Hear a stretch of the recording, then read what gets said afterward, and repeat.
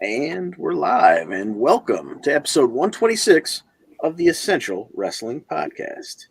You're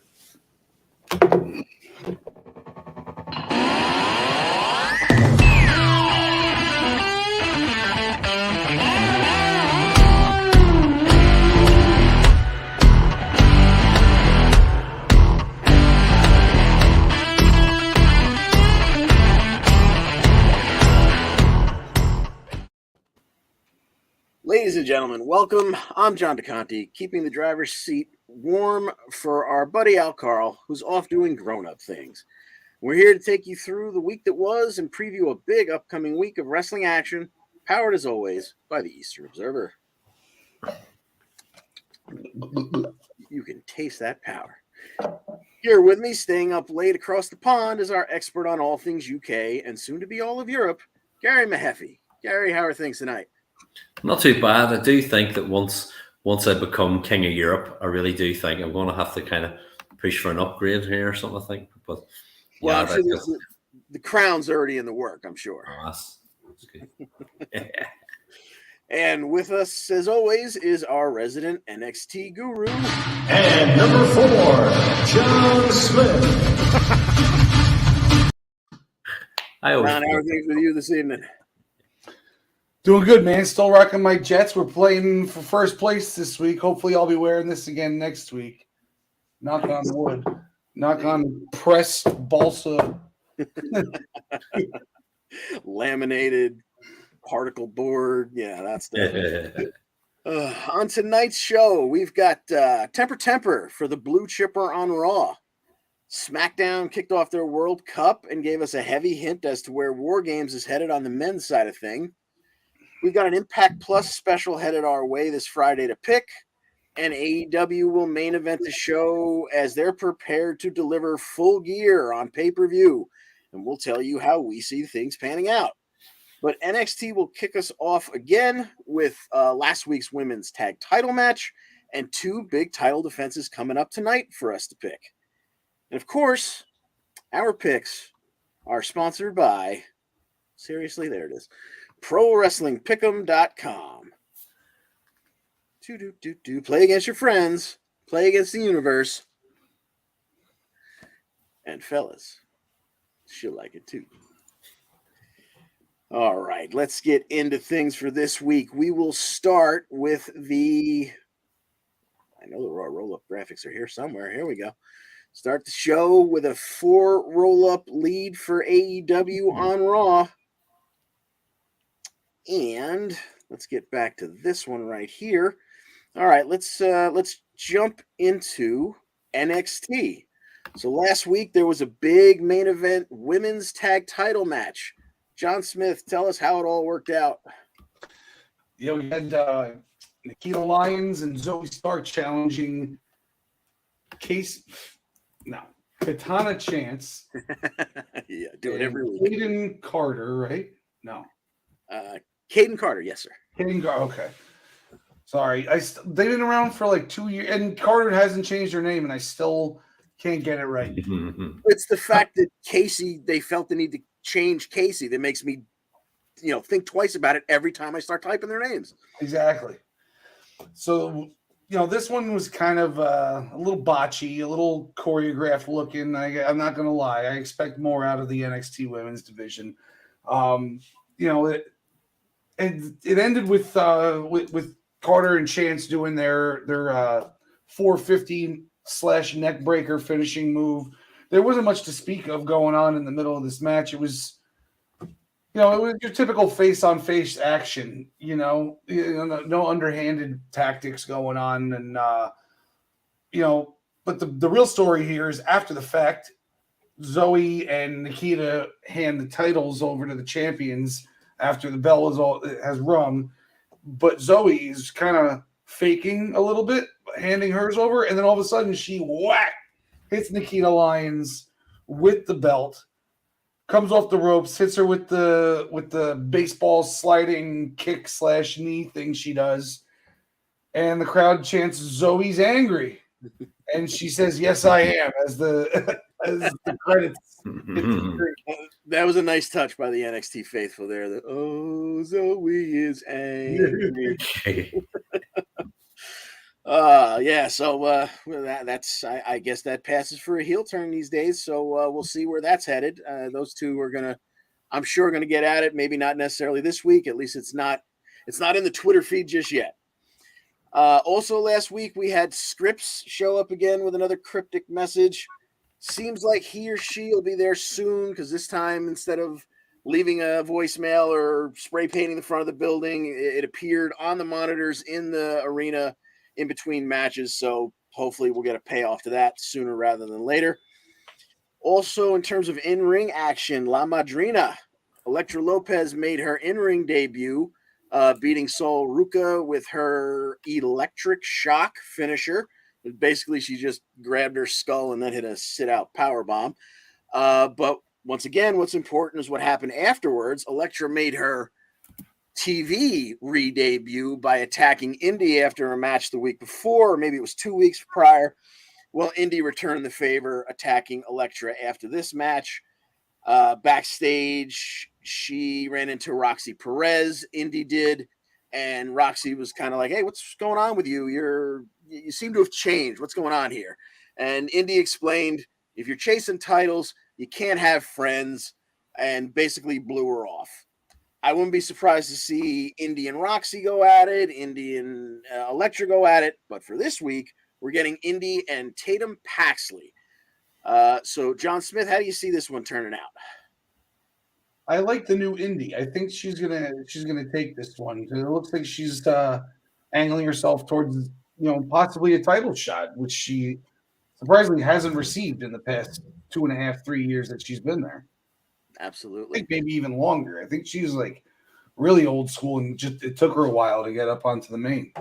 Sure. Gary, how do you see it? Indy and Tatum. Yeah, I'm with John on that one. I think that they're setting Indy up for something big, and I think this is just to give her another win to keep her moving. I like it. Yeah, I agree with both of you gents. I think Indy will take this one, and I'm excited to see where she's headed because I support indie wrestling. We had Andre Chase backstage with Thea Hale and Duke Hudson. Duke apologized for last week, said it was a teachable moment. He will be out there this week to just support Chase U. That leads us to Andre Chase taking on Charlie Dempsey. Gary, tell us all about it, buddy. This is definitely the winner's me. This one, big Charlie back again. Dempsey hits the snapmare and the shoulder tackle, and there's a lot of good offense by Dempsey. Now, I will say that Andre Chase, when he clotheslined Dempsey outside of the ring, you had Thea Hale doing her best Scrappy Doo impression, having to be held back. I mean, she really is like, let me at him. It's very, very much looking to get in there, but Duke Hudson holding her back. Dempsey had a lovely Northern Lights suplex and got the wrist lock, but Chase escaped. But we then got Andre Chase hit his Garvin Stomp or his Chase U kicks.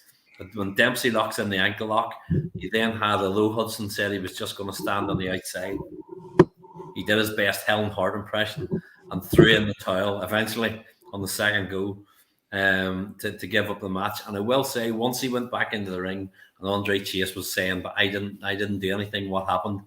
Duke Hudson was still giving Thea Hale the eye behind Andre's back. Like, they're still playing out up, even though he's going on, he's still like... but say it's another good layer of the story. Yes, and a big Charlie wins, definitely. I'm a little late to the punch there, but yes, we got that one. Did Gary very happy last week, I'm sure. Okay, so yeah, we'll see what's headed with that one. Just what kind of games Duke Hudson is actually playing here. We had Stax in action last week. He took on former security guard Hank Walker. Stax. He jammed a thumb into the eye and attempted a roll up, but Walker kicked out of it. But with Walker still on his hands and knees, Stax dropped a knee to the back of the head. It kind of looked like a stomp, only did it with his knee and not his foot. And he got the 1, 2, 3. So Stax staying in the win column. Then we had what actually kicked off the show was this one final time match that we had been hearing about for more than a week. between Joe Gacy and Cameron Grimes. John Smith, how'd your boy Grimy do?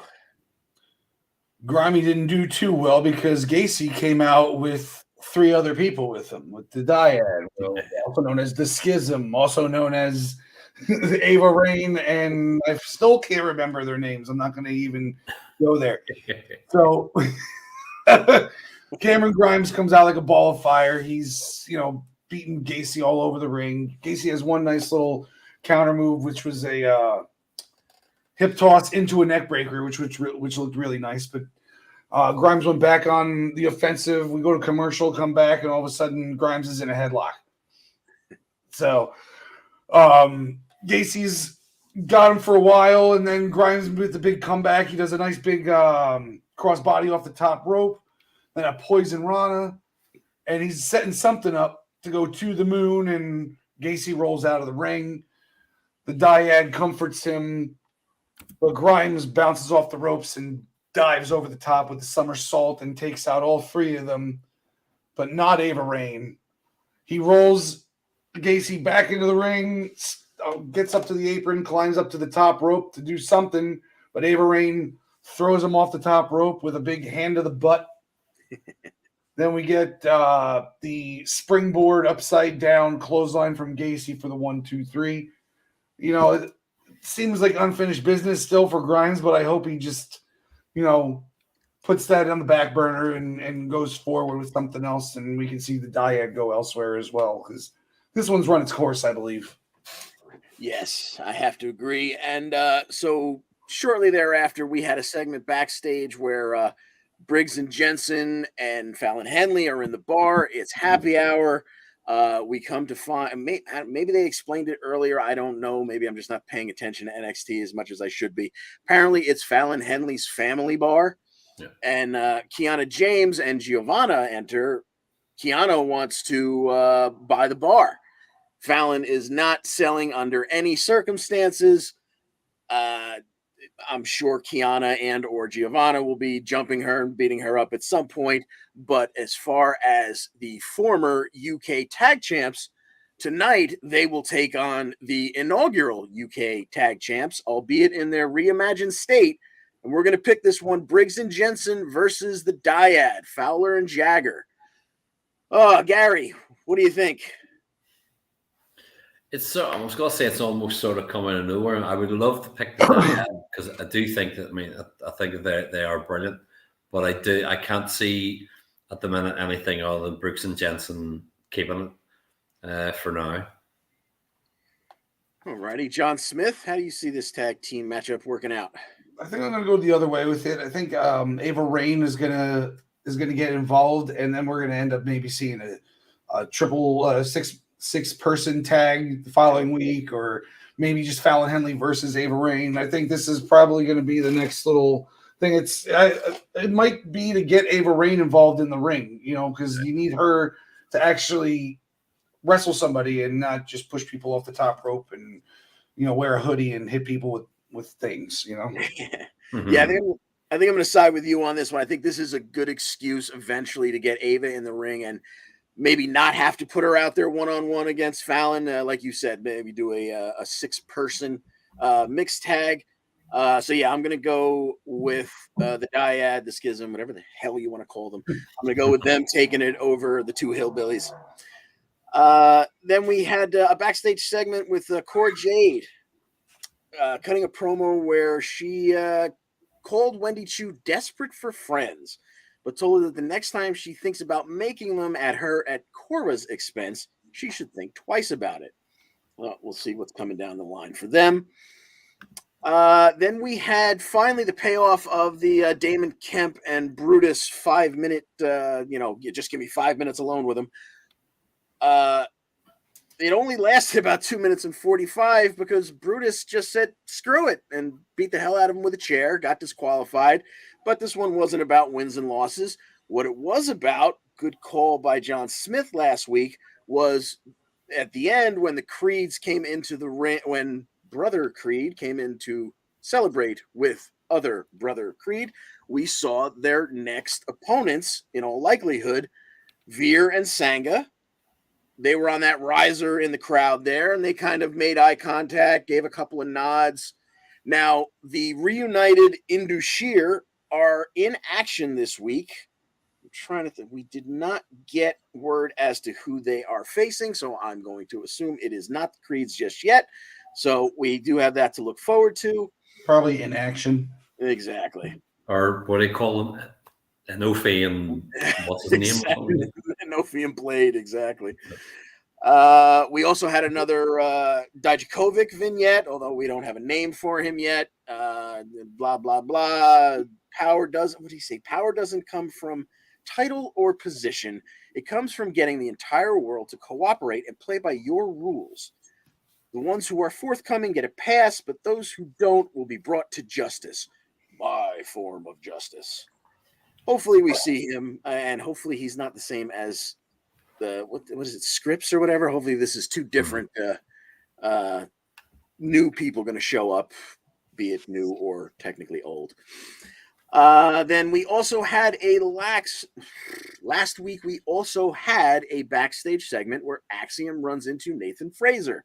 Fraser had just come out of medical, found out he won't be cleared for a few more weeks.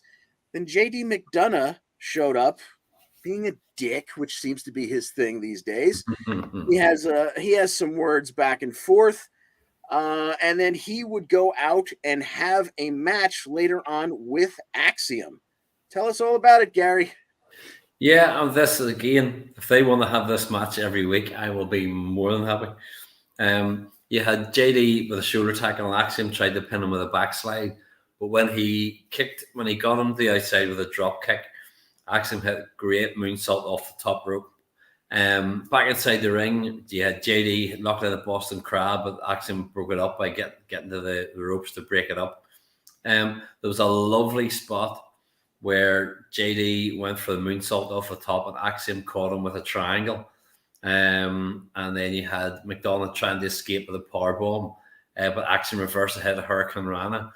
And eventually what we had, you had JD reverse the sleeper into a calf crusher or some sort of move like that. And the knee was twisted all the way to one side. I've seen Axiom do things like this before in NXT UK. He must be very double jointed or have good flexibility. They moved it.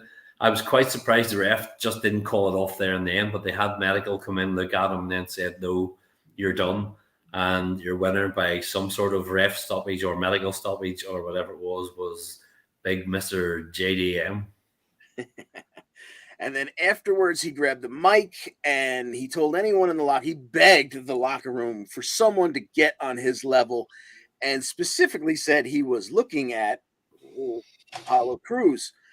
Apollo Crews, we found out later, was off in Nigeria doing some scouting, some talent scouting for the WWE, but he reminded Braun Breaker that he doesn't have to look very far for the next NXT champion because Apollo will be back soon. And these two things come together, dovetail very nicely, as tonight we will be getting JD McDonough and Apollo Crews. John Smith, how do you see this one working out? Nigeria must have a kicking indie scene, huh? For him to be over there. That's what I'm saying. This one's tough. I'll just say JD cheats to win, and this one keeps going but for a few weeks. You know, makes sense. Program. Yeah, Gary, what say you? Yeah, I would say the same because they're kind of starting this one rolling. They're moving JD away from one thing and heading them towards Apollo, and it's kind of like it wouldn't make much sense to say let's have the start of it and Apollo just beats him clean. So I would say the same. JD will some sort of shenanigans and beat him and take it.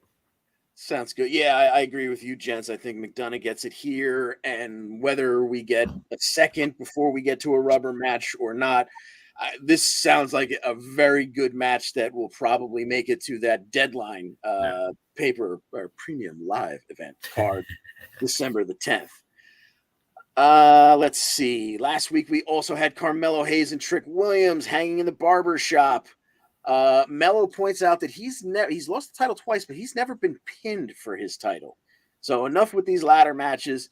He's going to face Wesley one-on-one Wesley was backstage with Mackenzie. He said he knows how good Mello is, but he's on a roll that not even Mello can stop. Well, I'm not sure exactly when we're going to see that, whether it's going to wait all the way to December 10th for the Deadline Premium Live event, but we're getting the contract signing for it tonight. It will be overseen by Booker T. It will probably be mid-ring, and I'm sure nothing will go wrong with it.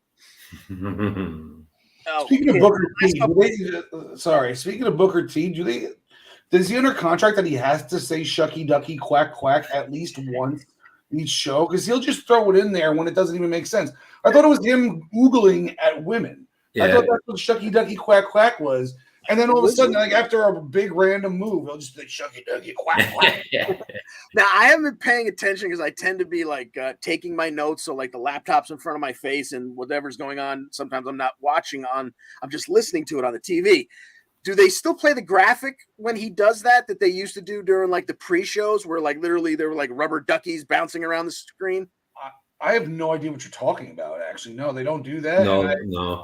I'm not familiar with the pre-shows, really. Okay. So, they would have done it on the pre-shows, but as you say, I figure he must have like some sort of NXT bingo card, and when they say random things, they get ticked off. Between him and Vic Joseph, whoever loses has to buy the drinks after the show or something like that. That's a good point. You know what? Here's another. I've had this in my notes for like 4 weeks now, and I keep forgetting to bring it up to you guys. When the NCAA football season ends and Pat McAfee comes back, presuming he goes to SmackDown back alongside Cole, who seems to love him. Yeah. Do you think, and do you hope, like I do, that Wade goes back to NXT where he was very good alongside Vic Joseph, and hopefully that relieves us of Booker T? Because full respect for Booker T being the Hall of Famer that he is, but like 30 minutes on a pay-per-view pre-show is about as much of him as I can stand. 2 hours a week is starting to get to me. What do you fellas think? Any idea? I mean, is there the rumor out there? Is it something that's just gonna? Do we have any idea yet? There's bound to be something, because obviously they are in love with McAfee and he's great and they do want him back. So if he comes back, he'll definitely be in a big position. So I would assume something like that will happen. But I'm thinking maybe McAfee comes back for some sort of wrestling match first, so like an angle, like a big. Reappearance, and then somebody's not cool with it, like a Baron Corbin. No, he's already done that. Like somebody like a Baron Corbin, and they do that, and then he eases his way back in. Maybe he starts, when is he up with his college foot? When's all that done? I'm like not sure. Before the Rumble, or. Yeah, well, the NCAA season is over. Other than, by about New Year's Day, everything's over, but the championship. So then, like a week or a week and a half later, the championship takes place. So by mid-January, he's definitely going to be freed up. Well, as you say, John, he could end up coming into the Rumble, and as you say, maybe somebody costs him being in or does something, and he has a match with them leading to Mania or something like that. You could be right there. So yeah, that's a good point. We could see him back in ring before we see him ringside. They also have a little while to evaluate these guys too, like Booker T and Wade, and maybe they want to keep them both eventually. Which I know you wouldn't be cool with the Booker T thing, but like if they decided that, maybe they move him to Raw, or maybe he gets added to a show. Who knows? Could be.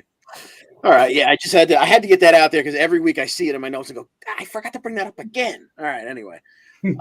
So getting on to the two big matches tonight. So for the past couple of weeks, we have seen Alba Fire take out Gigi Dolan.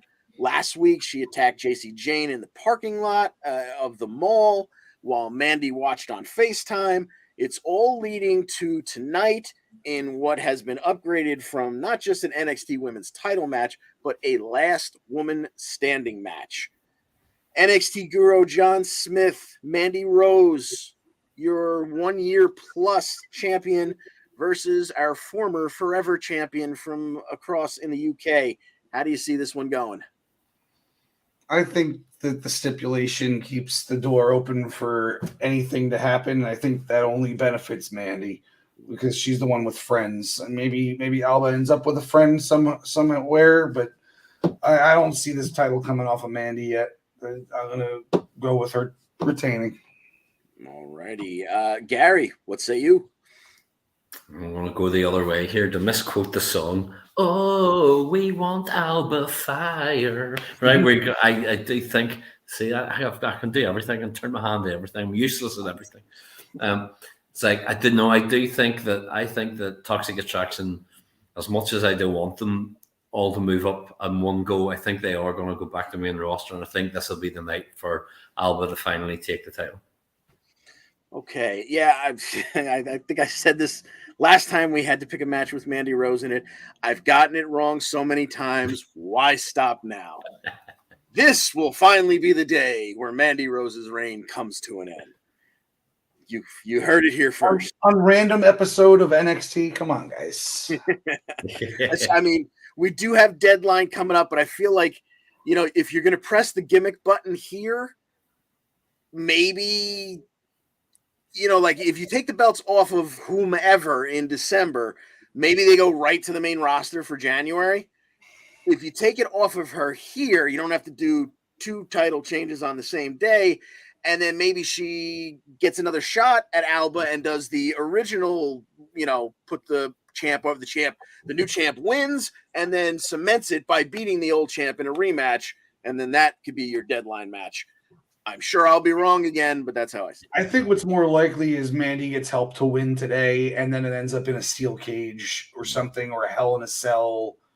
That would be fun. The first ever NXT Hell in a Cell, and it's a women's match. Yeah, well, you know Can what? they even fit that thing in there, though? Well, remember at the end of the black and yellow era, they had the cage set up so that it came down like wings, like a DeLorean, goes around it. So they can do it in that building, apparently. So because you kind of led me into it, I will remind myself to tell the world that Shawn Michaels has a huge statement about the Deadline Premium Live event tonight. So maybe that has something to do with it. And then the last thing we have to talk about in terms of NXT, we had a Grayson Waller effect segment last week with Braun Breaker and Von Wagner, and he had Mr. Stone along with him. Words got heated. Wagner and Breaker did a little huff and puff, got almost nose to nose, but wound up not throwing hands. But they're going to throw them tonight, gents. We've got Braun Breaker, your NXT champion, defending against Neanderthal man himself, Von Wagner. Gary, what do you say? I think B Squared is going to take it. It has to be said. I think Braun, they've set. I mean, they've done a good job actually making Von Wagner look like he's sort of on that level. But I think this is just set up for Braun Breaker to run through him. John Smith, how about you? Wasn't B Squared Bull Buchanan when he was with John Cena? Yeah. Braun Breaker's going to no. I was gonna say it's not for points, and I think Vaughn has a chance. No, Braun's gonna take it. Yeah, I think I'm with both of you, gents. I don't think I think when Braun, I was ready for Braun to drop it to one of the UK guys because I knew it was just going to be a fantastic match. But quite frankly, Von Wagner hasn't proved to me that he can have a really good match yet. He's not terrible, but his matches are. He's not going to get carried by Braun. It's not going to be a fantastic match. You'd think when Braun finally drops it, it's going to be in a match that makes you say, holy bleep. This ain't that. So I'm going to say Braun retains and rolls through the Deadline with that title intact. All right, that's going to take us over to SmackDown. And last week they kicked off the show with the match that the whole week was leading up to. This was the Usos and the New Day for the Undisputed Tag Team Championships, knowing that the Usos were right up against that record of the New Day, that 483 days. I think they were at like 481 or so. So by the time, if, win, lose, or draw, by the next time we saw everybody in a ring, the Usos, if they retained, would be the new title holders, record holders, excuse me. John Smith, tell us how this one worked out. Well, they did this one right, man. There was no excuse me. There was no Sammy. There was no Solo. It was just 2-on-2, the way it should be. This went 3 segments. As far as like commercial breaks are concerned, and the first 2 were just like clean, awesome tag team wrestling. And then the third segment is where everything just broke down. And, we saw a, what's their finisher called? The midnight train to Georgia? Midnight Hour. Midnight Hour. Midnight Hour on the outside to Jimmy. And then they went in and hit double super kicks on Jay. And then Jimmy just got in there in time to break that up. The Usos hit their double splash, and Xavier Woods kicked out of it. It wasn't a save, which was pretty cool. They hit the Midnight Hour on the inside of the ring, and that got broken up also. Then we had the two teams that had a face-off at like 20 minutes into the match and started just beating the crap out of each other again. Then we get a blind tag that Kofi didn't see, or Kofi didn't see, and they take the advantage in the corner. They're about to do a superplex, but they got pushed off. But then Kofi comes off with, I don't even know what he was trying to do, but he gets one deed out of midair for the 1, 2, 3. And the Usos get their respect. They get what they deserve, because I honestly, truthfully, I've been saying it since before this podcast. I think they're the greatest tag team of all time. I love them. And I think they're even better than when I started saying it. So, good for you, Usos. And this matchup has helped make both of them. And it's only right that these two would have put that show on, that almost 25-minute banger of a match. And it was, so whoever was going to win it was going to be the tag champs and hold the record. Whoever was going to lose it was going to be in second place, and they'll be linked forever, as rightly they should be, because this is what, we have, a lot of us, especially me, bitch a lot about WWE repeating matches. This is one I never roll my eyes when I see repeated, because it's never a bad match. Word. So the Usos go back to the Bloodline locker room. They get a little congrats from Roman, who mentions that he needs them later on that evening. Now, that segment, of course, because it's Roman, would take place 5 minutes before the end of the show and would main event instead of a match. They went back out. He was just about, I think what the whole setup was, Roman was going to say, I acknowledge you guys as the greatest tag champs of all time, or something like that. He was about to finally heap some praise on them. And those bastards, the Brawling Brutes, interrupted the whole thing. With the returning Sheamus, they made their way to the ring. The fight is on, but it's 4-on-3 because Sammy's not there. And Drew McIntyre comes out, and he makes it 4-on-4, and they brawl to the end of the show, giving us an idea that this is probably, when you add Sammy, this is what your men's War Game is probably going to be, War Games match. Gary, can you think of another gentleman with international flavor that is on the roster, or that perhaps we haven't seen in a while, that could get added to the Brutes and Drew McIntyre team to make this a 5-on-5? Someone that I'm not thinking of, apparently. Shanky.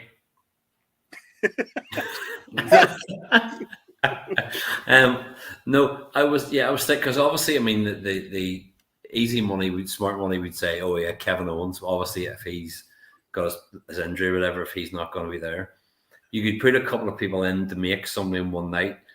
But what I would love to see, and it would be one of those, as you say, when you messaged me earlier on, you said about maybe thinking, I thought, yeah, what if it was somebody from outside the States? What if it was somebody who could they bring in to make it one night? But who could they bring in the audience would know and really get behind? Ilya Dragunov.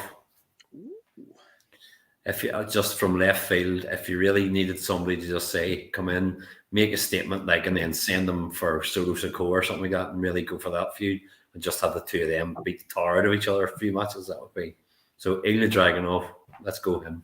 That would be pretty special. John Smith, you have any ideas about it, or anyone? I mean, Ilya sounds more plausible than the only thought I had, which was Walter or Gunther doing like a friend of your friend or an enemy of my enemy is my friend kind of thing, which he's not really enemies with Roman just yet, but he wants his title, I'm sure. So I'd love to see Gunther get involved in that. Then he has to lose a match. Yeah.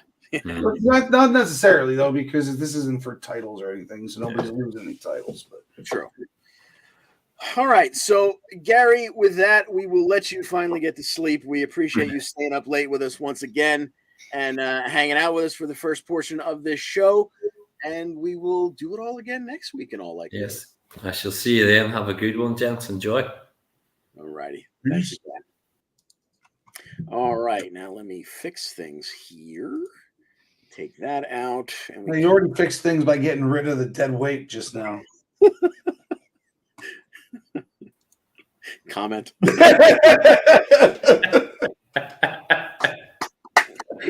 I will take the heat for that one, Gary, if anybody has anything to say. I was scratching my nose. Naturally. See you later, guys. Later, Gary. I swear I didn't know he was doing that when I pressed the button. I think he called me a word, too. Well, we didn't hear that, and we will promise that Joey didn't. No, I think I did hear, but I'm not going to say. Okay, moving on in SmackDown. Let's see. We had LA Knight backstage with Mega Morantz. Bray Wyatt interrupted to say that he sees the rage in LA Knight because he has it too. And I guess he was trying to make some common ground with him. But LA Knight did his Max Dupree thing where he became a close talker and he got a little too close to Bray and Bray headbutted him. So look for something to come out of that in the future between the two of them, and that will be fun. That will be a fun feud, but I think this is just a two ships passing kind of situation. This was just for a segment, just for a moment, and maybe to come back around in the future somewhere. Let's see. Our World Cup kicked off, which last week, because once again, I hadn't been paying close enough attention, I wasn't sure. Turns out the reason why Gunther was in the graphic before we knew exactly who was even in the tournament, we knew it was an 8-man tournament.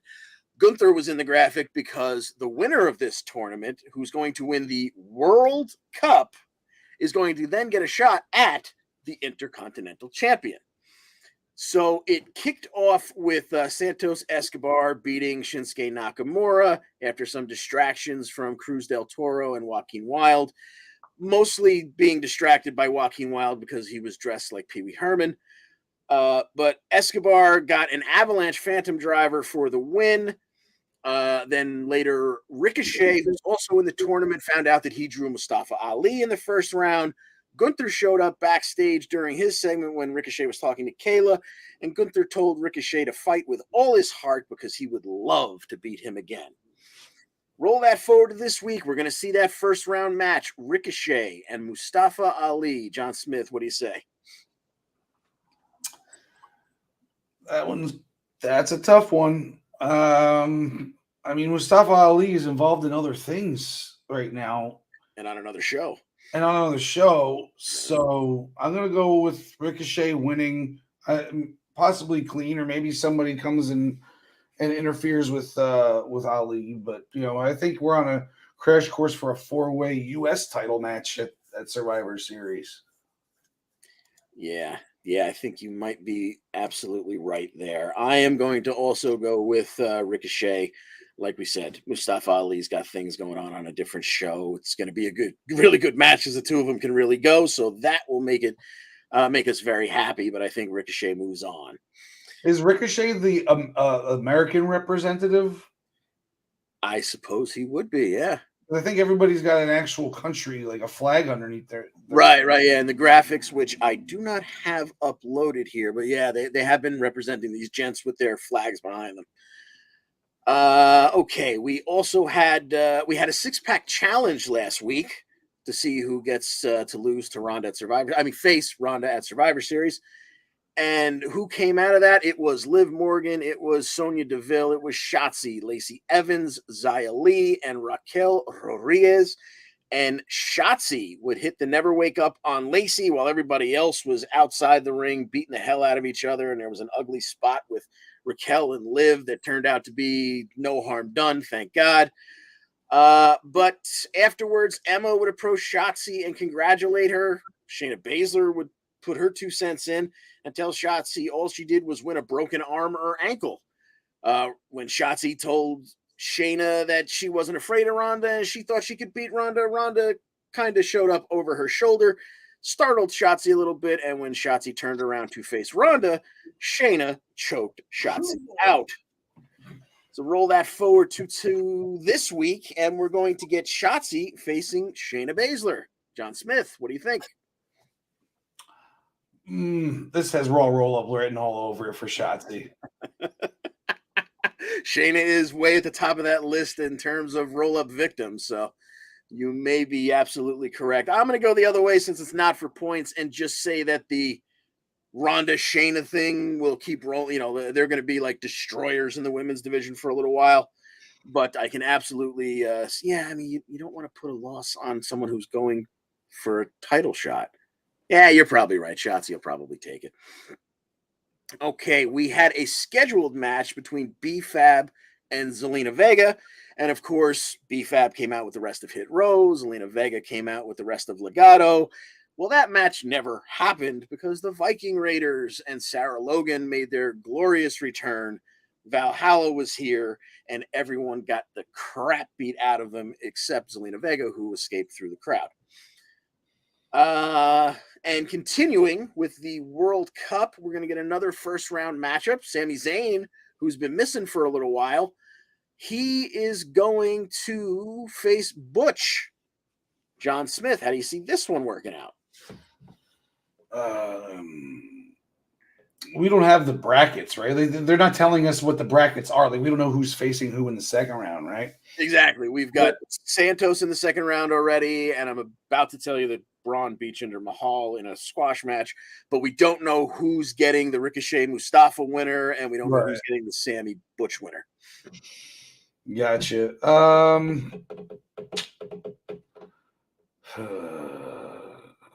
This is a tough one too, because it's also Brawling Brutes versus Bloodline. Like, you figure neither of them are going to end up in the finals, right. You know, because they got the other stuff going on with each other.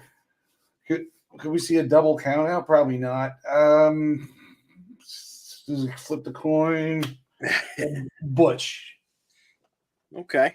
Yeah, this is one that you said double count. I can see a double count out. I can see a double DQ with the other members getting involved and causing just a big melee, and somebody getting a bye, in which case it would probably be Braun Strowman, let's say, getting a bye into the finals or something like that. So I'm going to say if we get a winner here, it'll be Sammy because he's just so hot with the crowd. But yeah, I don't know that we necessarily even will get a winner out of this one, but I'll go with Sammy.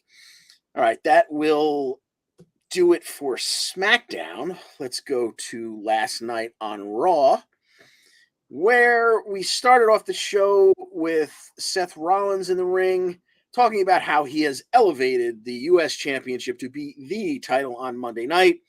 Bobby Lashley interrupts and says he won't stop coming until he gets that U.S. title back. Mustafa Ali interrupts, and Lashley tells him, "Get out of here before I hurt you. You don't want to be involved in this. This is between me and Seth." As soon as Bobby and Mustafa kind of locked in on each other for the second week in a row, Seth kind of withdrew himself from the action and got himself the hell out of there, and it led to a Lashley and Mustafa Ali match. Tell us how this one worked out, John Smith. Well, it went a lot longer than one would expect. Ali got a little respect out of it.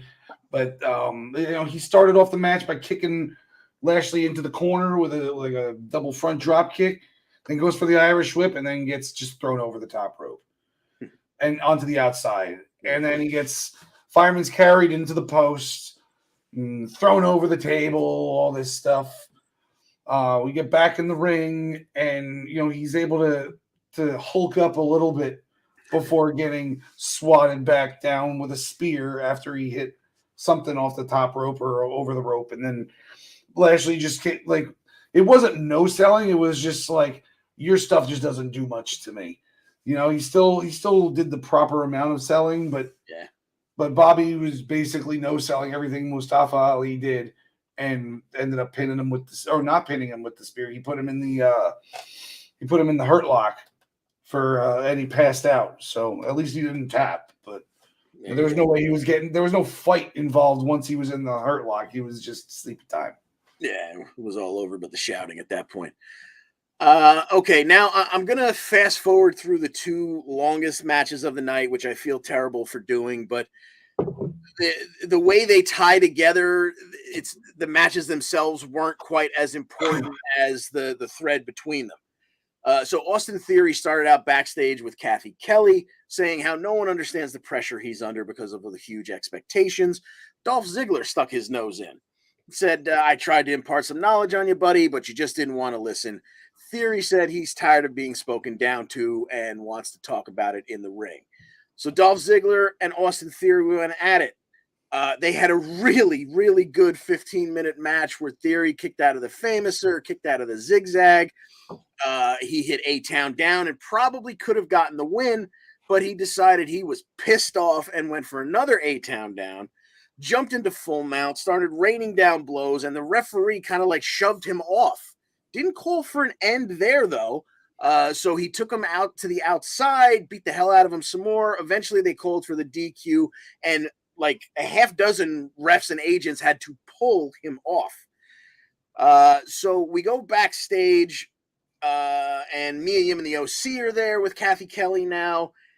AJ mentions that he's challenging Finn to a one-on-one at Survivor Series. Then they check in with Finn before he goes out in the main event to face Seth Rollins for the U.S. Championship. And he says, of course, I'm going to accept AJ's Survivor Series challenge. But tonight's not about that. It's all about the United States Championship.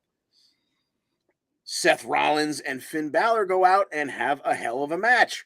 19 minutes into it or so, the Judgment Day comes to ringside for a distraction. But about a minute later, the OC and Mia Yim come down to neutralize them. But when it all leads to Rollins hitting the stomp and getting the win. But afterwards, like immediately afterwards, Austin Theory is back in the ring on top of Rollins, and he's cursing and screaming as he beats the hell out of him.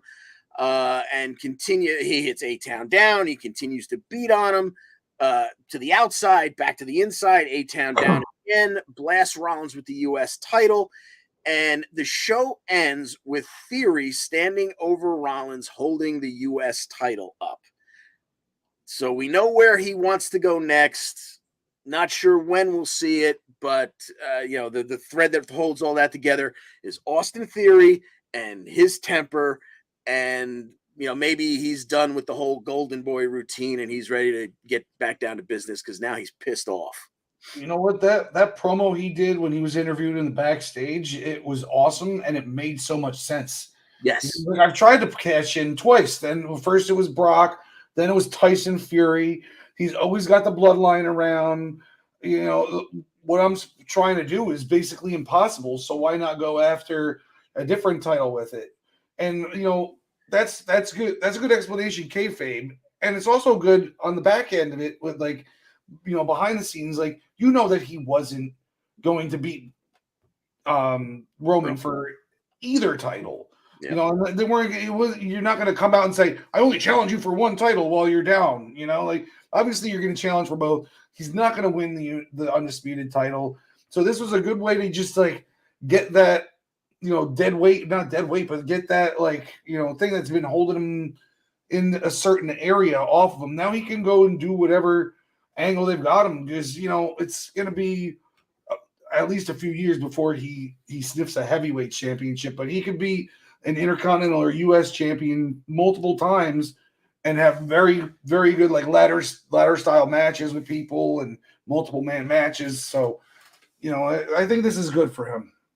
Yeah, you're absolutely right. I think it got rid of the distraction that carrying around that briefcase was for him.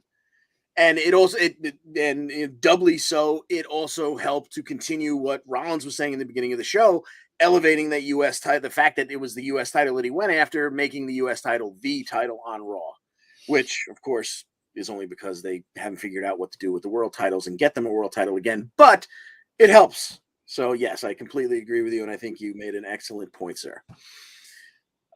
Later on, we had Matt Riddle backstage with Kathy Kelly when Chad Gable interrupted. He said he's going to do to Riddle what Otis did last week to Elias, and they were going to fight about it. So how did it work out? It's always fun with these two in the ring because they know, especially Gable knows exactly where everyone is at all times, and he's just so fluid. Otis got involved at the beginning and got kicked off by Riddle. We got I forget exactly. I'm sorry, but you know what the problem was?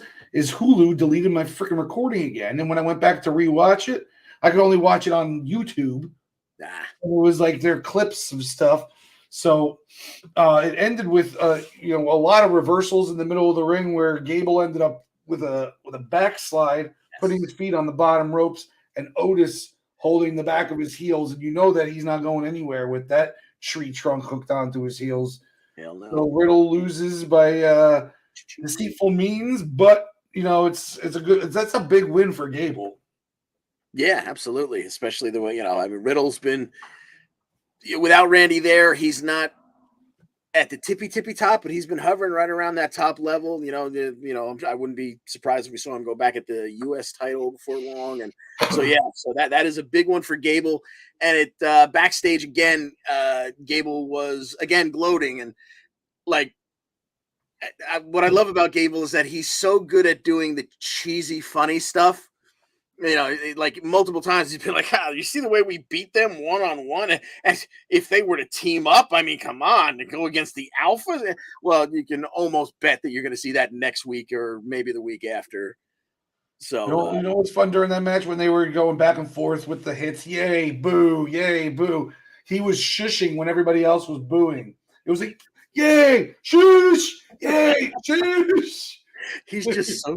he's so damn entertaining. It makes me mad thinking about how long he was chasing the 24 title or sitting in catering, because the fact that he's been kind of there almost every week for the last however many months it's been, he is endlessly entertaining.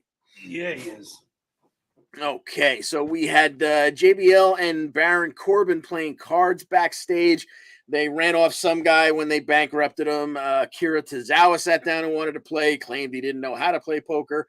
And then a couple segments later, we checked back in, and he had completely cleaned out Baron Corbin.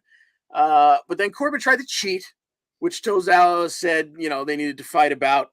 So they went to the ring, and they fought about it. And surprise, surprise, in 3.5 minutes, Tozawa was actually getting the best of the match for most of it until he tried some kind of top rope maneuver and literally got caught coming off the top rope by Corbin, and he swung him around, hit the end of days, 1, 2, 3, Corbin gets the win. Then we had the whole Miz TV segment where Miz came out dressed like Mr. Rogers because he wanted everyone's sympathy. Johnny Gargano called him out for, more BS lines. It led to back and forth.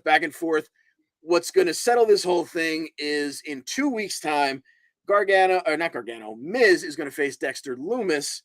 And if Miz beats Lumis, I guess he's in the clear. If he doesn't, he has to pay him, which nobody cares about. But more importantly, Dexter Lumis will get that WWE contract that he's been trying to get. Because remember, throughout all of this, Dexter Lumis is technically unemployed. And last night he was, I guess, getting some side work as a cameraman because he put down the camera, took off his balaclava, and scared the hell out of Miz, who ran right out of his cardigan sweater and ran up the aisle like I don't even like a sitcom character, like a cartoon character, running across water. It didn't even look like I don't think he looked back. He was just like, looking back might slow me down half a step. So I'm just going as fast as I possibly can. Like there needed to be a cartoon vapor trail behind him. Yeah, like 3 false steps before he gets going. Okay, we had Shelton Benjamin backstage with Kathy Kelly when Dominic Mysterio interrupted. He insulted Shelton for being around for a long time, hinting that he might be old. But then Damian Priest kind of got between Shelton and Dom, and it looked like Damian was pushing to fight Shelton, and Shelton said, "I accept your challenge, Dominic." So they went and fought about it, and of course, Shelton had Dom in the ankle lock. Rhea distracted the referee so that Damian could reach in and grab Dom and pull him all the way to ropes for a rope break. Then Shelton took a little timeout to yell at Priest on the outside, which allowed Dom to run him into the ring post, follow with a DDT, and hit the frog splash for the win in 5 minutes. Dominic Mysterio getting another W over another hell of a wrestler in Shelton Benjamin. We had Mia Yim making her. I guess that was her in-ring return, right? This was the first time we saw her in the ring in WWE in a while. Yeah. Yeah, so she returns against Tamina, and this was a sub 2-minute match. Eat Defeat, the move that Yim, I guess, inherited from Gail Kim. And Rhea teased coming in to go after Yim after the match and then backed off and headed back up the aisle with Mysterio. And later, Damage Control tried to recruit Mia Yim to join them in War Games. Mia said, I don't really have an issue with Bianca or Alexa or Asuka, so I think I want to stay out of this. Later on, Io Sky would go up against Dana Brooke. Io would hit a Meteora in the corner, follow with the over the moonsault, get the win in less than 3.5 minutes. Mia Yim came back out. She's in front of the Tron, and she announced to the rest of Damage Control, which were at ringside to go along with their buddy Io in the ring, that she rethought it and she does want to be part of War Games.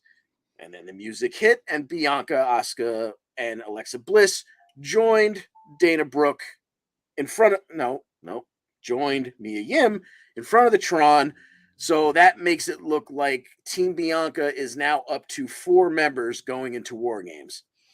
Rhea Ripley was approached she walked up to Damage Control backstage in a future segment, a couple segments later, and said, "You don't even have to bother looking for another person. If Mia's on your team, if Mia's on the other team, Jesus, I want to be on your team." So Rhea Ripley now gets added to Team Damage Control. Team Bianca was backstage with Kathy Kelly. They don't have any guesses at who the 5th person is going to be, and they're not going to tell you even who they're putting forward. But next week, we are going to get that War Games Advantage match, which will be a one-on-one. At this time, it doesn't look like it's going to be a ladder match like it's been in NXT a couple of times, but we're going to get Team Damage Control, 1 representative, and 1 representative from Team Bianca. John Smith, who do you think will go into War Games with the advantage?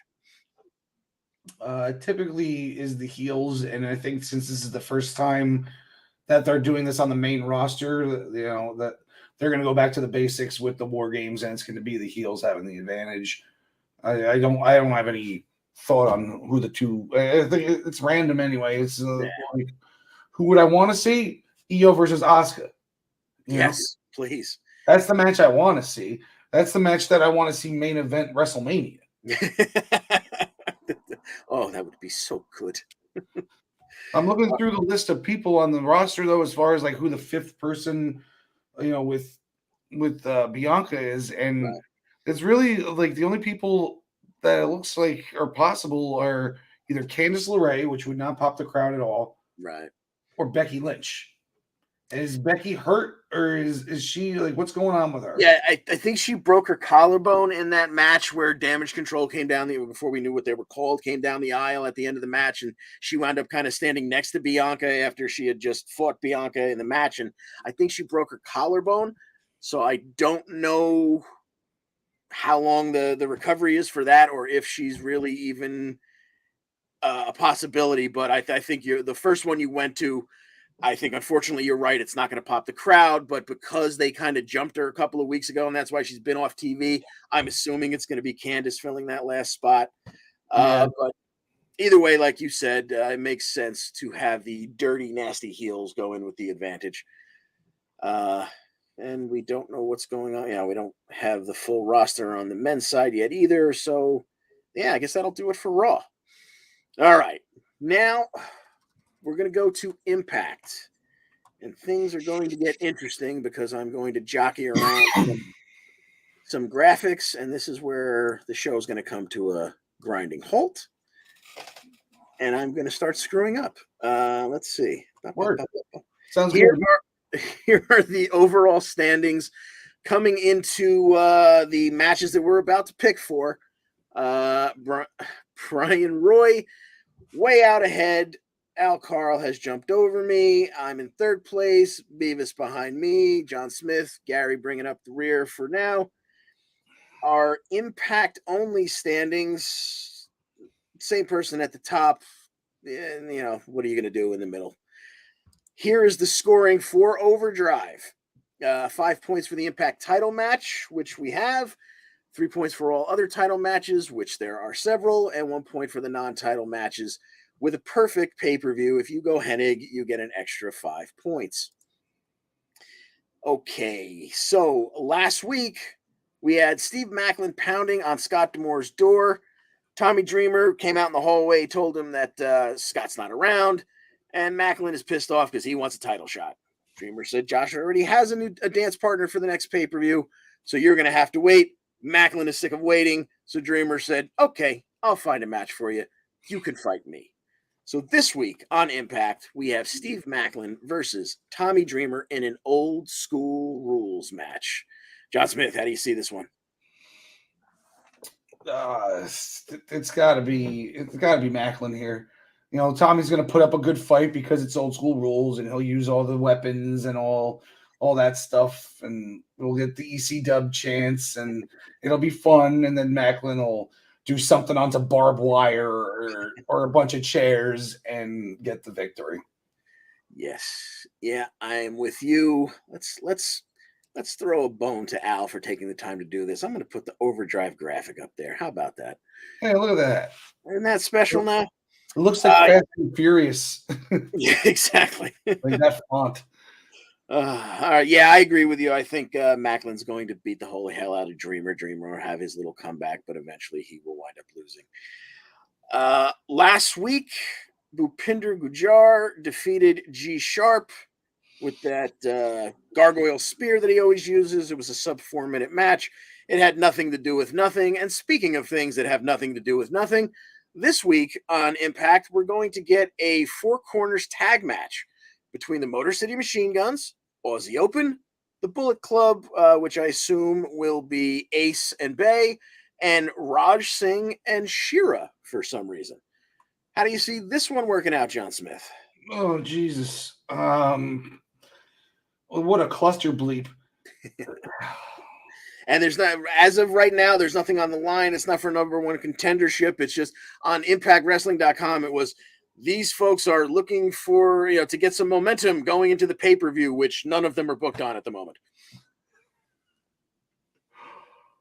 Oh, you're going to hate me. I'm going to need you to read me the names again. Yeah, no problem. It's the Machine Guns, Aussie Open, who have already fought each other, and I think the Machine Guns recently in NJ Strong took the tag titles from Aussie Open. The Bullet Club, Ace and Bay, and Raj Singh and Shira.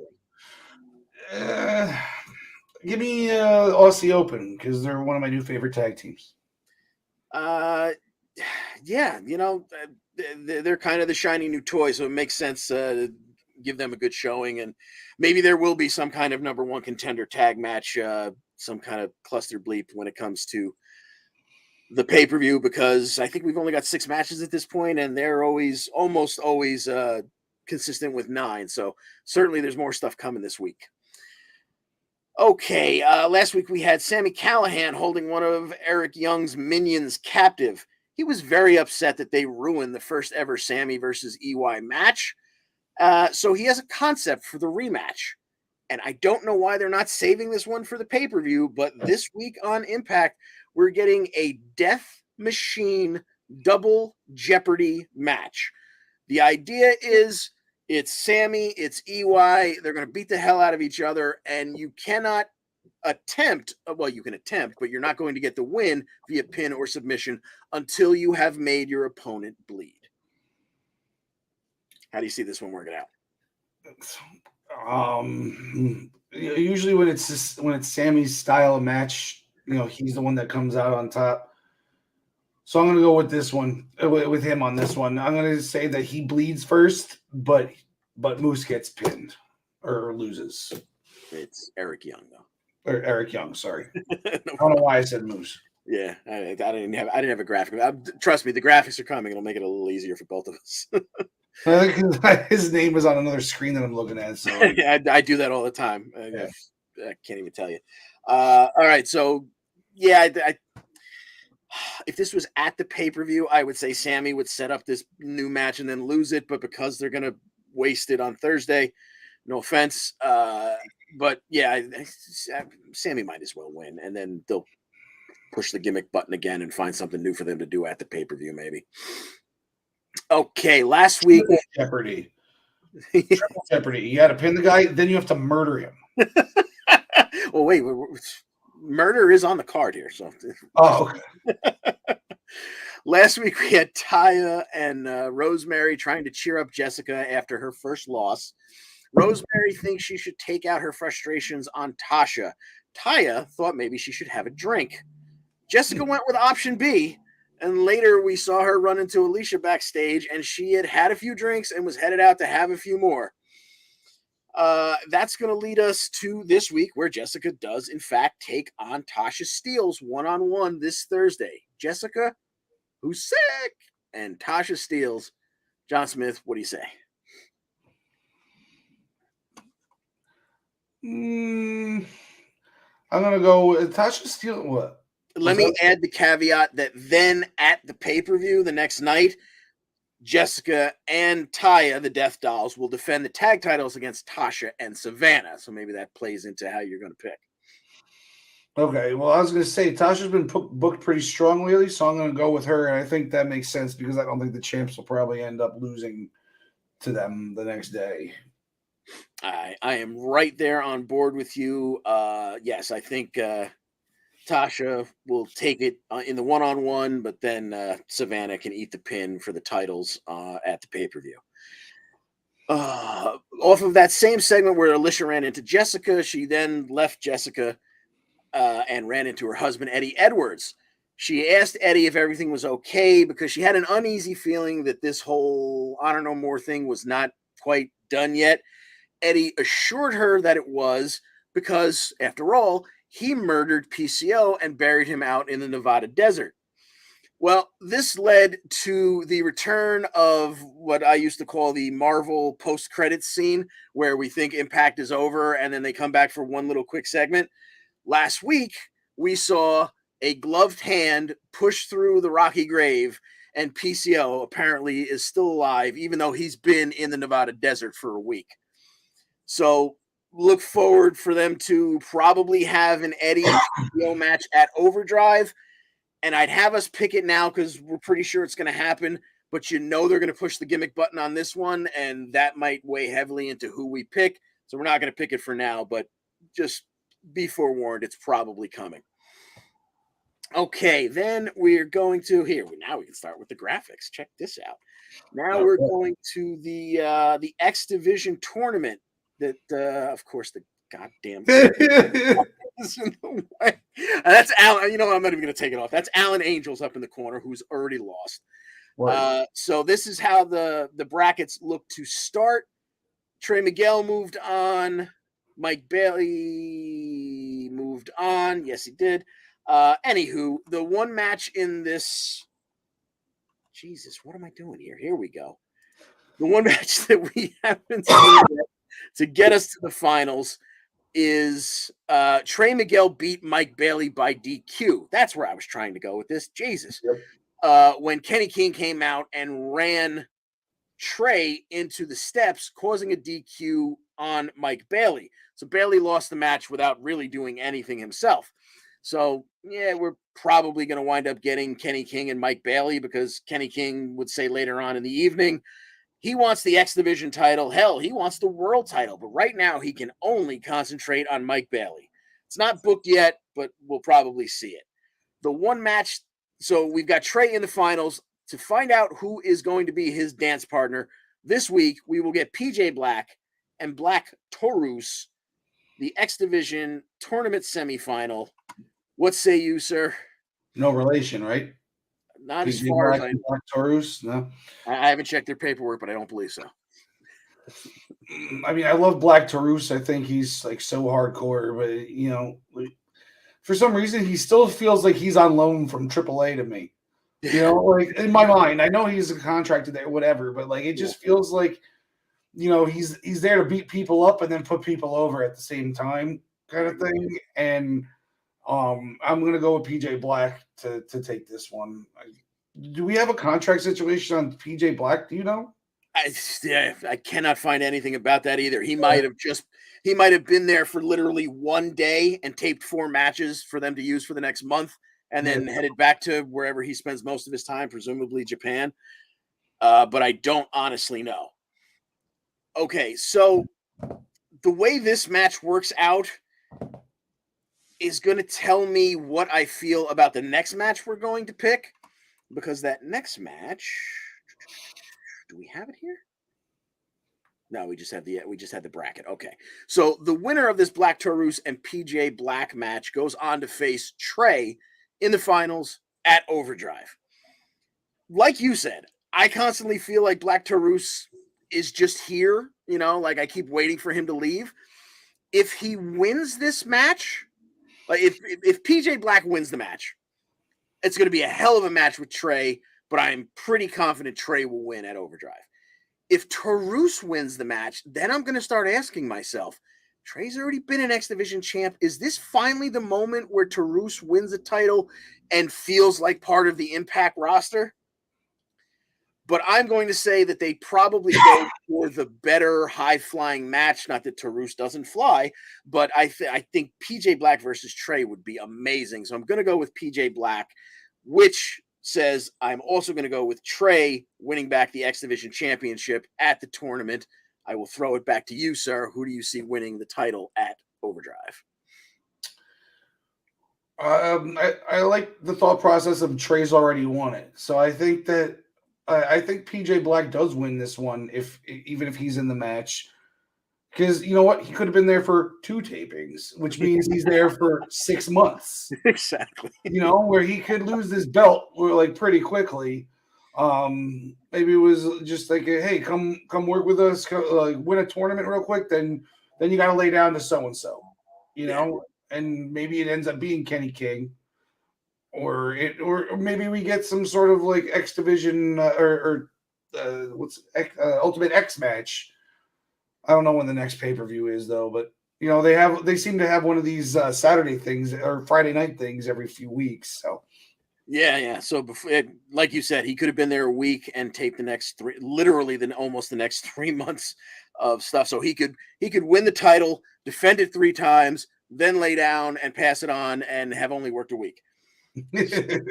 So you're going to go with PJ Black being your new X Division champion. Okay, later on in the evening, we had Mickie James going up against Chelsea Green. I was going to say there's nothing on the line here, but every match with Mickie has something on the line because the next time she loses, she goes home. But she was already booked to face Taylor Wilde at Overdrive, so you kind of got the feeling she wasn't going to lose this one.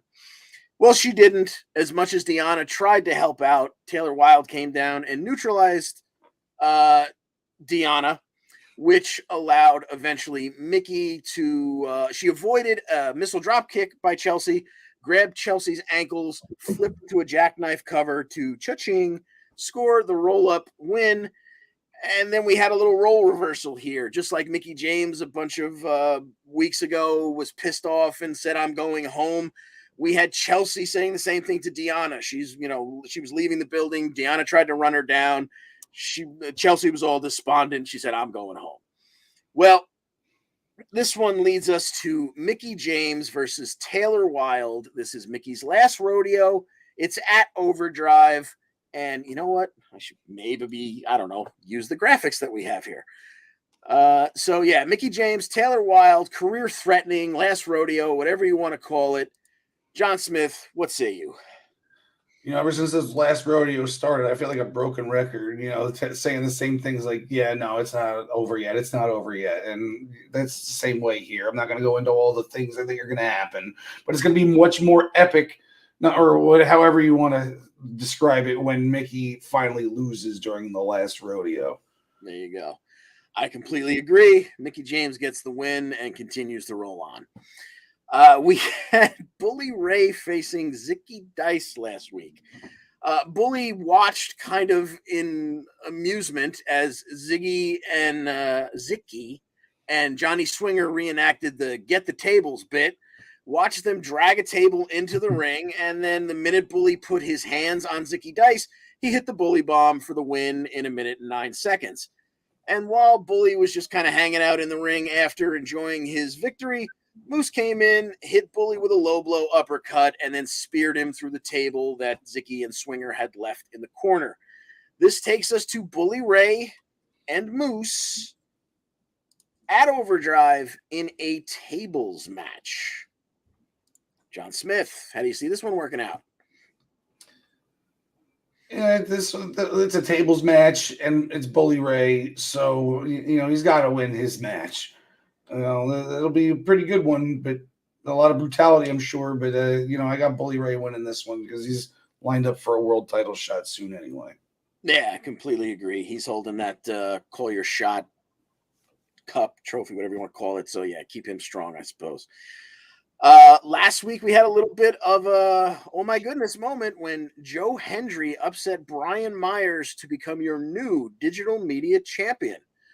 Myers and Cardona aren't going to cry about it too bad because they've already got a tag title match coming up. They are going to face Heath and Rhino for those Impact Tag Team Championships at Overdrive. John Smith, what do you see happening here? I think it's too soon to take him off of Rhino and Heath. I so. feel like this is a logical next choice for tag champs, though.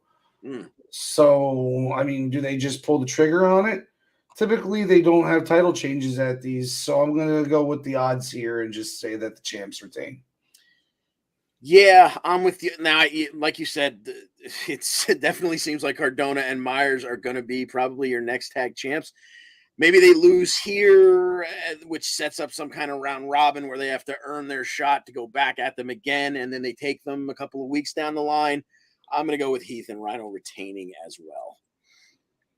And then last week was all about Giselle Shaw, who went around the week before holding the Knockouts title and pissing off Jordynne Grace. Well, her and her assistant Jay, I think his name, it's spelled Jai, but I think it's just pronounced Jay Vidal, had prepared a video package to celebrate in advance the fact that Giselle was clearly going to win the Knockouts title that night.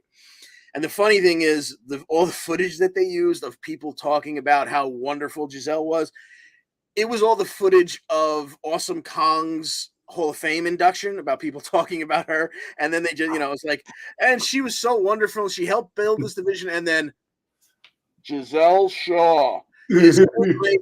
It was so terribly done that it made it hilarious. And that just pissed off Jordynne Grace all that much more. And she took it. They went 15 and a half minutes almost, but Jordynne Grace would eventually hit the Grace driver and retain her Knockouts championship.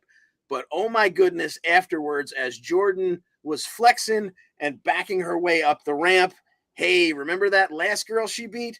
Masha Slamovich showed up out of nowhere, attacked with a steel chair to the back, then went out and grabbed about a half dozen more chairs so she could drop Jordynne with a snowplow onto the chairs on the stage. Obviously, this was going to lead to another Knockouts title match for Masha Slamovich, but it has since been upgraded to a last knockout standing match at Overdrive. And once again, there's a goddamn graphic. Why don't I use it? There we go. Jordynne Grace, Masha Slamovich, last knockout standing for that Knockouts title. How do you see it working out, Smith? Well, I had Masha beating her last time, but then Jordynne winning that match kind of solidified her as like this unstoppable. But then at the same time, maybe that's why it's the last one standing match. That way, she'll still be protected by like having, cement dumped on her. Like nobody's getting up from that, do I double down on Masha? I think so. And I said 2 minutes ago that they don't normally have title changes at these things, but I'm going to go with Masha because I think she deserves it. Yeah. The way they were booking her, I was right with you, and it pains me anytime I bet against Jordynne Grace. But last time I was on, I thought Masha was going to take it last time. So if you're going to make her, like I thought, I thought at that moment, okay, this was her, not comeuppance because she wasn't dastardly to Jordynne, but this was okay. She finally took a loss, and now she's going to learn from the loss. And I thought we would see her work her way back up. The fact that they're going right back to this and they're pressing the gimmick button, I mean, it almost doesn't make sense if you don't do the title change here, which is going to break my heart. But I'm going to go with Masha again, and I think we get a new champ. Word. Okay. Then we had Heath and Rhino backstage talking about the their upcoming. They're ready for the major players and their upcoming tag title defense. And then Rhino spotted Josh Alexander, and he just absolutely had to add his name to the list that now is about 117 people long of people who told Josh Alexander what a piece of bleep Bully Ray is. Oh, I thought you were talking about the AEW roster for a second. 117 people long. That's not even dark. That's another. Yeah, it's an understatement. So now this brings us to, because that was Josh's involvement in the show last week, was seeing him backstage, but that brings us to Louisville, Kentucky on Friday night. Overdrive in the main event. Josh Alexander versus Frankie Kazarian, who cashed in option C for a shot at the Impact World Championship. How do you see this main event turning out? I think this is the easiest match to call. There's no way Josh Alexander is losing this belt to Frankie Kazarian, especially with all the things that they've been having with the you can't trust Bully, you can't trust Bully. Why would they be doing all that if Kazarian was going to win? That would be a huge swerve on us. So, yeah. And Impact does impact sometimes, but I don't think they're going to go full Impact on this one. Yeah, I wouldn't bet my life on the fact that Josh is leaving the building with the belt, but I think he's going to beat Frankie Kazarian, so I'm there with you on that one. And I just wanted to mention, as long as we're still in the Impact segment here, that I've been noticing TV ads for Impact during WWE and AEW shows. Now, I'm not sure if this is a totally new thing or if it's just been so long since they last did it that I had forgotten about it. But either way, I think it's very cool, and I hope that they get some much-needed exposure for their advertising dollar. Because if you're a wrestling fan and you're not watching Impact, you're missing out on a lot of really fun stuff and some excellent wrestling. But I have some free advice that I would like to extend to my cousin, Scott D'Amore, who runs the ship over there at Impact for all intents and purposes. Back in the height of the Monday Night Wars, sometimes as many as 10 million people would tune in to watch those two big shows that were head-to-head on basic cable. But in today's day and age, where there are exponentially more options for your viewing pleasure, and even though wrestling is in a bit of a boom, it's really thriving, but the viewership numbers are way down. Maybe next year, don't put your pay-per-views, whether they're the $7, $8 Impact Plus specials or those big four that you have that go for, I don't remember what it is, $30 or $40. Maybe stop putting those against the only show that still draws 2.5 million people almost always on a weekly basis, that's on free TV and you can pull out of the air with bunny ears. Maybe get off of Friday nights, please, for the sake of your own company, Impact. And bring back the Sunday pay-per-view. And this goes to all brands. Like, people have stuff that they want to do on Friday and Saturday nights. And yeah, sure, you can make watching the pay-per-view the thing to do for that night. But like, what are you going to do? No bars show this stuff anymore. So you're just going to have to be at home watching it anyway. So, Sunday night, most people are already home. They are all, there's people that work weekends that don't work on Sundays. Like, Sunday pay-per-views were always so perfect, I felt like, especially not during football season, but even during football season, you unless your team is on Sunday Night Football, you're choosing the pay-per-view over Sunday Night Football, So bring back the Sunday pay-per-view. I completely concur, sir. Okay, now I'm going to change a graphic here because after all, Al went through the pain to make sure that we had the graphic. And we went through the pain of watching 5 hours of AEW. Speaking of AEW, these are our AEW specific scoring numbers. Looks a lot like the regular numbers almost, at least at the top there. Brian Roy still ahead, Al Carr still in second, myself in third, and we're all kind of bunched up anyway. Behind, after number one by a long shot, Brian Roy, we're all kind of in a car crash there. Here's scoring, because this is a big Full Gear pay-per-view, one of their big four, if you will. The 0 hour matches, of which we don't know any yet, will count. You'll get 3 points for a non-title match, 9 for other titles other than the world title, but 15 points for both the AEW and ROH title, and both of them are on this card. And if you go Hennig, that is a big 15 points in addition. All right, let's see. So going back to last week, we had Ari Daivari, who was willing to trade the services of his butler Jeeves for the TNT title. Well, Wardlow wasn't having any of that, but he did give Daivari a shot at the title, which took about 1 minute and 47 seconds. Powerbomb Symphony had 4 movements on this particular evening and a foot on his chest for the 1, 2, 3. Wardlow then called out Powerhouse Hobbs, telling Hobbs that he plans to take all the titles in this company. Samoa Joe, who had come out with Wardlow, and they had built up a little bit of a kinship, Ward Joe, as they were going by their stupid tag team name. Apparently, he took offense to this because he walloped Wardlow in the back with his ROH TV title and then choked him out. Not sure where we're going with this, whether or not we get the Full Gear match or if they save it for the ROH Final Battle and make it for Joe's title in 3.5 weeks. But keep your eye on that. On Dynamite, we had Sanjay Dutt with Lethal and Singh backstage with Lexi. Cole Carter, the gentleman who donned the Sting mask, who you also may remember as Two Dimes from the D'Angelo family, he got paid off by Dutt et al. For helping them out. Danhausen and Best Friends showed up, and QT Marshall of the family wound up challenging Cassidy to put his title on the line against Lee Johnson. Cassidy accepted before QT could even finish his sentence. And roll it forward, Orange Cassidy on Rampage, I believe, defended it. Jesus, I can't keep things straight with these 2 AEW shows.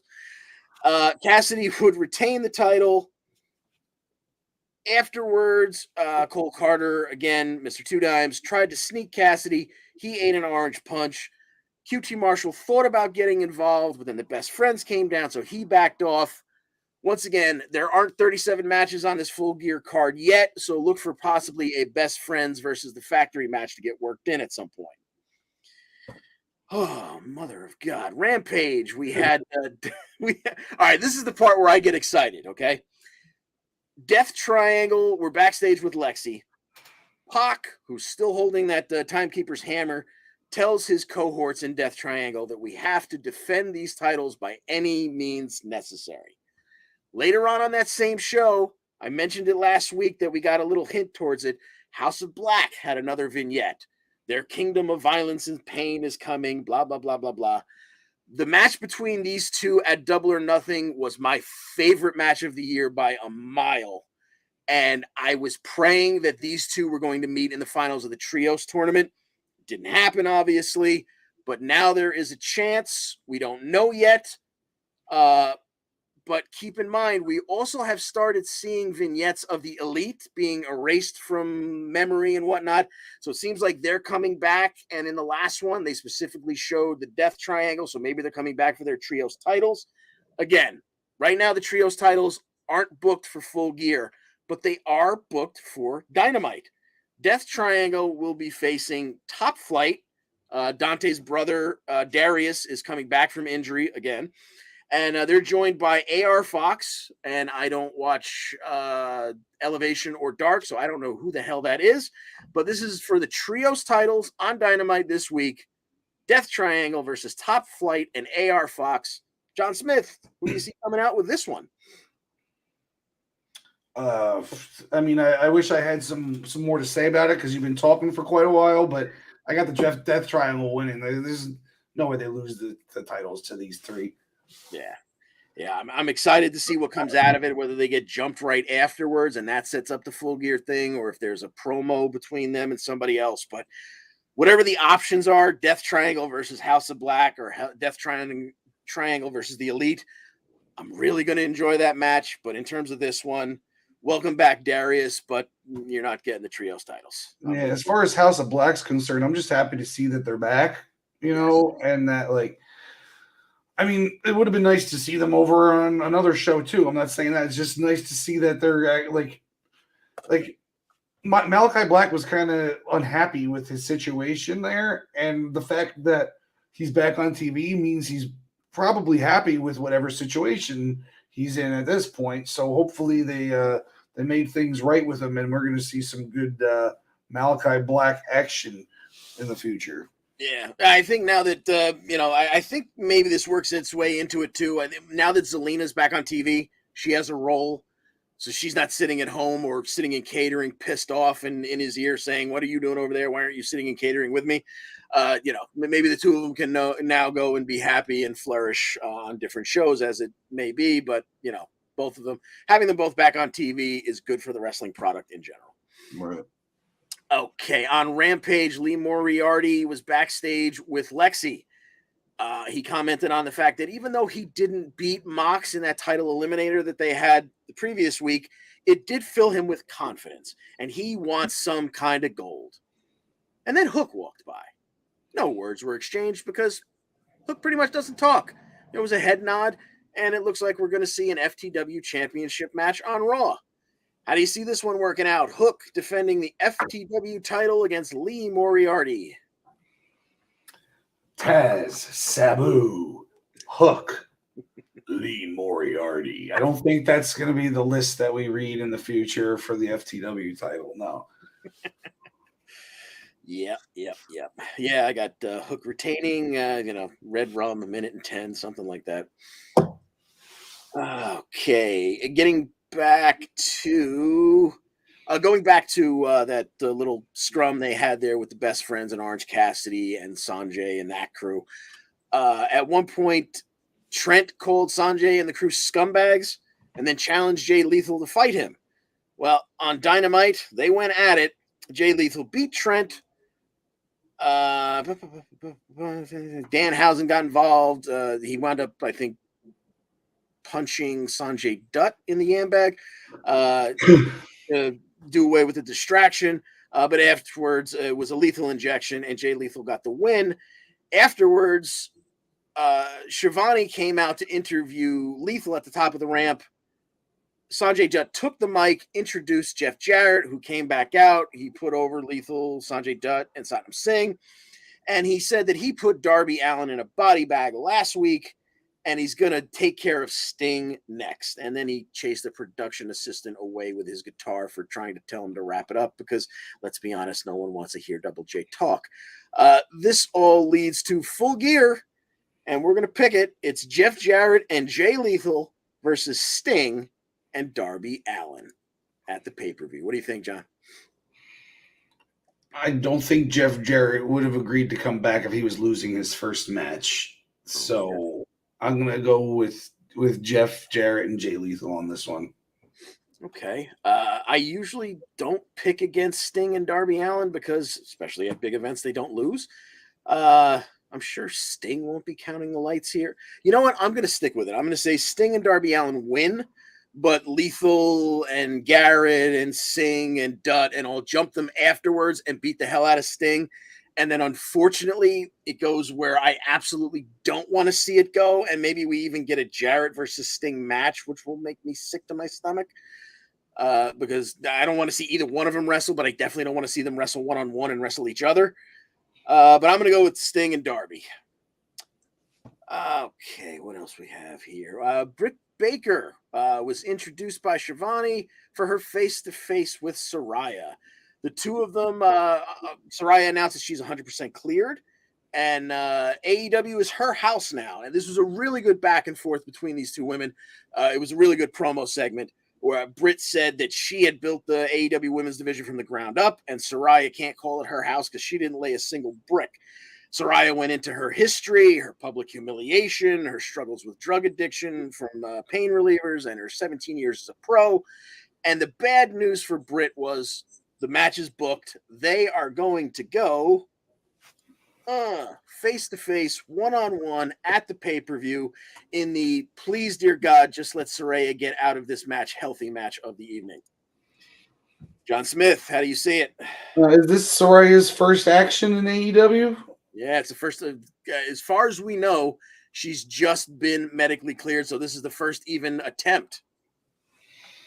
Okay, well, in that case, I'm going to say the same thing as I did with Jeff Jarrett. Like, she didn't come back just to lose her first match. You know, as much as Britt Baker is like the face of the women's division there, she's kind of taking a back seat to the whole Toni Storm and Jade Cargill situations. They're not in one situation. Right. So yeah, I got to go with Saraya here.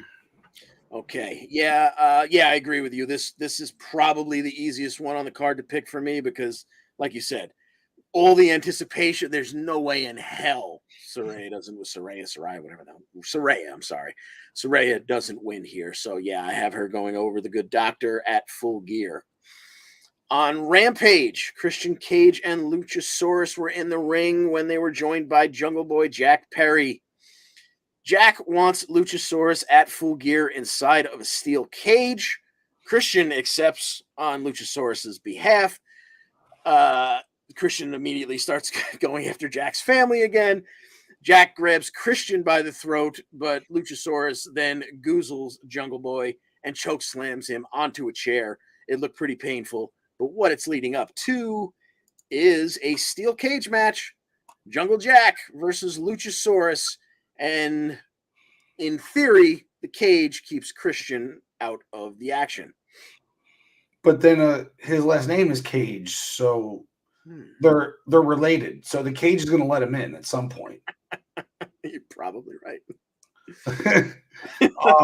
I'm going to go with Jungle Boy though. Here, he's been taking a beating for quite a while, and I think this is finally the payoff where he gets to beat Luchasaurus and maybe even move on and have like a real feud with somebody that isn't involved with Jurassic Express. Yeah, I agree. I think maybe even now AEW sometimes does things differently, so I'm not entirely sure if this is just a cage to keep them in and they have to beat each other inside the cage, or if you also can escape. I'm kind of thinking it probably is escape, so he can run Luchasaurus into the cage a couple times, and once he has him down, he can probably escape, and that's how he wins. Therefore, Luchasaurus doesn't have to eat a pin from someone literally half his size, and Jungle Jack can still get his victory. So, yes, I'm going to go with Jungle Boy as well. Moving on Rampage, Nyla Rose held an open challenge for the belt that she doesn't technically own. She faced Miss Kayla Sparks, and she used Jade's pump kick and jaded finisher to get the win in 42 whole seconds. Jade then raced down to the ring. She pump kicked Nyla in the chest or face, and Nyla went rolling right out of the ring. Security then jumped on Jade to keep the two of them apart, and Nyla was again able to escape with Jade's TBS Championship belt. Well, there will be no more running because these two are going to get it on at Full Gear, one-on-one. Jade is your champion. Nyla is physically in possession of the belt. The TBS Championship is on the line. How do you see it working out, John Smith? Jade stays undefeated. I think eventually she ends up winning the world title while still undefeated while holding that TBS Championship. It feels like that's what they've been building towards this whole time. So I don't see her ever losing that thing until she either absorbs it into the next title she wins or, gives it up Keith Lee style. All right. Well, I 100% agree with you that Jade is taking the belt back here in this situation. And how much longer she remains undefeated, I don't know. But the good thing is she started out, she was kind of abysmal. she's getting better and better. So, they put that title on her. She still was kind of not great. She gets better and better. And now I don't mind seeing her have a title at all. I actually, to some degree enjoy some of her matches. So, like you said, she's going to keep rolling. So yeah, give me Jade also retaining. I am in agreement with you, sir. Okay. Now we get to the Eliminator Tournament, which I don't know if somebody got hurt or they just ran out of time, but it is a mess. So I'm going to try and run through it and make it make as much sense as possible. Last week on Dynamite, Ethan Page beat Eddie Kingston in an opening round match. Roosh held a little get-together with Dark Order where he explained that he was going to win the Eliminator Tournament and he was going to win the world title. And then he would give Preston Vance the first shot at the title. I guess this was meant to make sure that Vance had a vested interest, so he would maybe help him win, although they've gone back and forth a dozen times, and Vance apparently wants nothing to do with them. Well, it wasn't Preston Vance from the Dark Order that came to ringside, but it was Johnny Hungy who got involved, caused a distraction, and allowed Bandito to beat Roosh with a roll-up. So, we are... All right, that's the original graphic for you, but through the awesome power of Microsoft Paint. Moving on so far, we have had Ethan Page beating Eddie Kingston, Bandito beating Roosh, Brian Cage beat Dante Martin. We were supposed to get to the Lance Archer and Ricky Starks up in the top right corner there. And Lance Archer, when we went backstage to hear Ricky Starks talk to Marvez, Ricky Starks was getting his ass kicked by Lance Archer.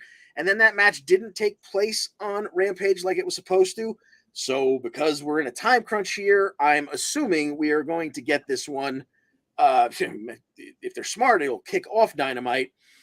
So let's pick it between the two of us here. Lance Archer and Ricky Starks, the last round 1 match in the Full Gear Eliminator Tournament. How do you see it, John? I'm going to go with Ricky Starks here, so then we can get him versus Brian Cage, who were former partners or teammates or whatever you want to call it. What was the name of their Team Taz? It was just Team Taz. Yeah. Okay. Yes, I agree with you. Ricky Starks should move on here. Then there's a whole bunch of they got more stuff to get to if they're just going to have one match at the pay-per-view, which we don't entirely know just yet. We know the finals is going to take place, but we're going to get the semifinal. Do I have a graphic for this one? There we go. Ethan Page and Bandito in the first of the round 2 matches will be going head-to-head on Dynamite. So hopefully the first round will be over before these two start the second. Who do you have, John Smith, between Bandito and Ethan Page? I got Ethan Page winning this one. Do you know when they're doing the other semifinal match? Are they going to do that, Rampage maybe? I have them written down here as presumably on Rampage because otherwise you run out of right. You run out of time. So yeah, assuming that you get to the Archer Starks match on Dynamite, then you can have that winner take on Brian Cage on Rampage. Gotcha. And that is what we're going to pick next because even though it's not booked, kind of has to happen. We both had Starks moving on. So Starks versus Brian Cage in the semifinal of the Eliminator. What do you got? I'm going to go with Brian Cage. I don't think Ricky Starks is quite ready for that world championship opportunity. And I only say that because I'm picking because I don't think Ethan Page is there yet either. So that's why I think Brian Cage is going to win this whole thing. Ethan Page in my mind is there, but I don't think they think that he's there yet. I think he's still like upper mid card to them. So I'm going to go with Brian Cage winning it all. All right. I see what you're saying there. Okay. I'm going to go the other way. I'm going to have Starks beating Cage because the whole him and Hobbs thing. He came out on top of it, even though Hobbs is moving on and probably going to get Wardlow at some point in a shot at the TNT title. I think Starks versus Ethan Page will be your finals. And you had, who'd you say? You had Brian Cage winning it all? Yeah. Okay, so you got Brian Cage winning at Full Gear and moving on to the title match, which will be at Winter is Coming. And I have Ethan Page taking the whole thing, and I'll get to the reasons why in a couple of picks away here. But we're running out of time, so let's move along. The Acclaimed teamed up with FTR to beat Swerve in Our Glory and the Gun Club.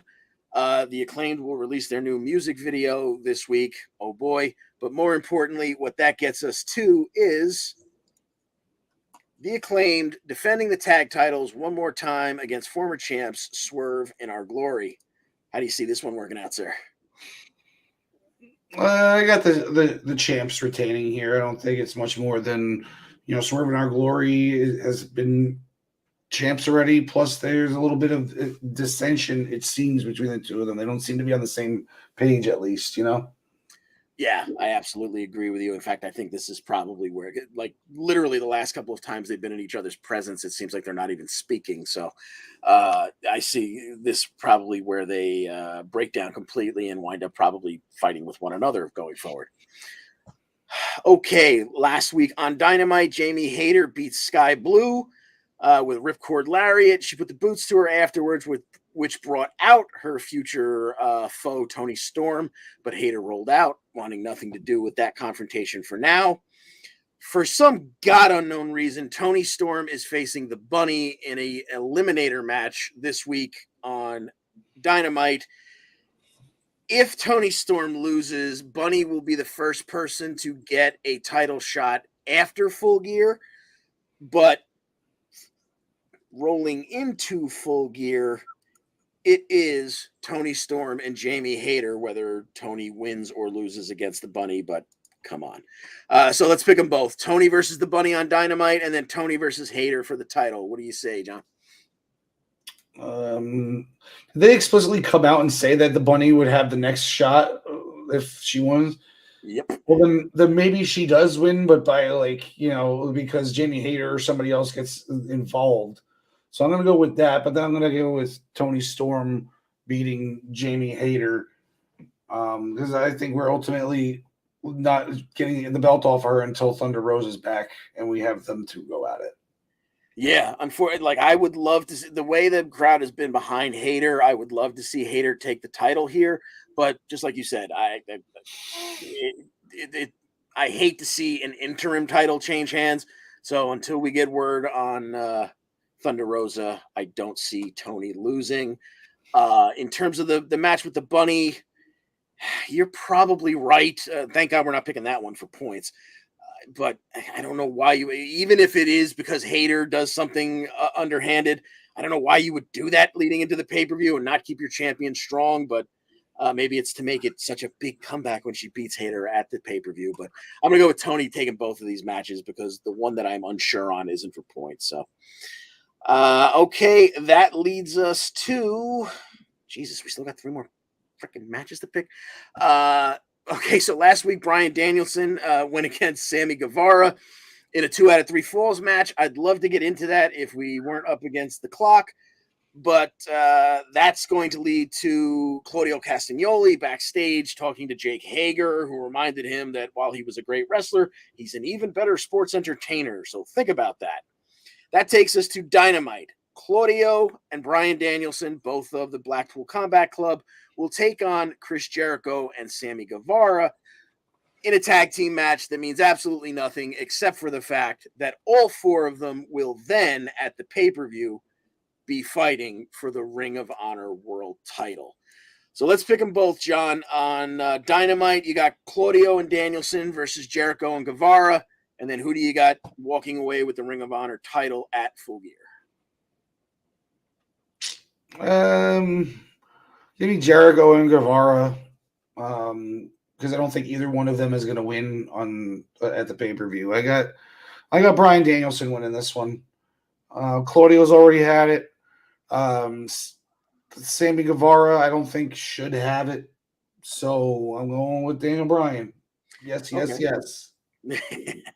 I wish I could make a good argument another way, but I see it exactly the same way. I see Jericho and Sammy will win by some kind of nefarious means, and maybe even make Claudio and Danielson kind of look at each other funny about the way it ended, and then we'll go into the title match. And I see Bryan Danielson coming out with that Ring of Honor title to finally end the Ring of Jericho era.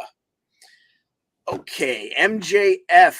That we saw some footage last week on Dynamite of him on a podcast talking about how he's totally focused on Jon Moxley, and although he respects Moxley, Mox was not born for this business like MJF was. He's tired of waiting for the spotlight. At Full Gear, he's taking it, and the devil will get his due. We also saw a promo by Stokely Hathaway, who says that he always thought when his best friend, MJF, apparently those two are best friends, when his best friend finally went for a world title, he thought for sure he would be standing by his side. But MJF forgot where he's from. So win, lose, or draw, he'll see MJF in hell. This led to Moxley talking about how MJF kind of sort of reminds him of himself when he was dumb enough to go up against William Regal, who tortured him and beat the hell out of him before taking him under his wing. And he's going to find out exactly what's in MJF's guts at Full Gear, because it's for the world title. Jon Moxley and MJF. How do you see it working out, John Smith? I don't know. I feel like everybody just expects MJF to win this, so he's gonna win. Like I got Moxley. I got Moxley winning this one. I'm not saying that MJF isn't the next champ in line. I mean, he wins at next pay-per-view or whatever. But I mean, Moxley is now a 3-time champ, and his one reign was so short. And are you going to make this one almost as short? I mean, the other one was like a week, but like this isn't very long of a reign. It's been like a month and a half, maybe? Yeah, something like that. 2 months tops. And how many defenses? Maybe 1 or 2. Like, I'm just gonna. I gotta go with Moxley here. He's the real face of the company. He's the real workhorse of the company, and maybe MJF will have to enlist Wardlow's services again to try to get that belt on him. Oh, there you go. Okay, I'm gonna go the other way, and I honestly completely agree with you. Mox has saved this company's ass twice now. And carried the company when he was the champion. Then he stepped up when they needed someone to fill in, and he's made himself was a believable interim champion, and he's a believable champion again. He's a badass. He puts on great matches, but I'm worried that they're going to make the stupid decision that, first of all, Mox was due to take a vacation 2 months ago when they had to push him into service again and put the title back on him, and it's one of those things where we all know MJF's going to be the champion at some point. He's gone out of his, and this is where I'm a little in between. He's gone out of his way to he's almost making a face turn here, getting away from the group of guys that were the firm that was helping him cheat and win. And I don't want you to cheat. I want to do it all on my own. But he is the devil. So I think maybe they're going to be there for him when it comes right down to it and help him cheat to win. And then the other half of it is, I think, no, that's not going to be the case. That's why I'm picking Ethan Page to win the Eliminator, because Ethan is aligned with Stokely Hathaway, who just said he's going to see MJF in hell. And if Mox is immediately going on a vacation after if and when he loses, and he's not going to be there for that stereotypical, I'll give it one more, I get my rematch, one more try and put the guy over. If he's going to immediately go take Renee and go off to the islands for a month or so, you can jump right into the storyline with MJF and Stokely Hathaway, and by extension, Ethan Page. So I'm going to go on. There's still 2 more shows to make me change my mind. Something could happen that makes me go, oh, okay, now I see how they're going to do it. But as we stand right now, I'm going with MJF, and Ethan Page will probably be his, if not his first, his second opponent. Okay, that's it. Full Gear is on Saturday the 19th from Newark. The winner of the Eliminator tournament is getting a shot December 14th at Winter is Coming. Before that, some of the matches that involve Ring of Honor titles might lead to the Final Battle pay-per-view on December the 10th. But we are done for the show today. Let's go to... Where's our rock music? Seriously? There it is. All right. Okay, here are the Raw roll-ups for the week. This was, last week we had Mickie James, Bandito, and Chad Gable. That keeps AEW's lead at 4 over Raw. But, more importantly, it puts Chad Gable on the leaderboard with 4 there. He's tied in 3rd place with a whole bunch of folks. And Miz stays atop the loser board where I enjoy seeing him. Okay, let's go to, we got to pay the bills now. The primetime rundown is back in its usual day and time. Join Joey Jerzenka, Ian Schreier, and Mike Szabo as they return to Friday nights at 7 p.m. Eastern Time with everything you need to know in the sports world.